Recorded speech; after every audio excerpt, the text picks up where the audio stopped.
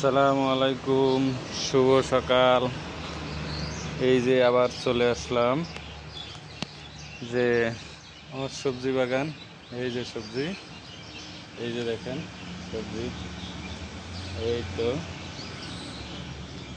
আমার আমার শাক উঠে গেছে।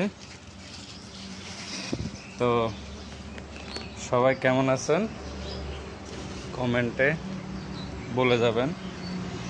আর এই যে আমার আর একটা সবজি বাগান। এই যে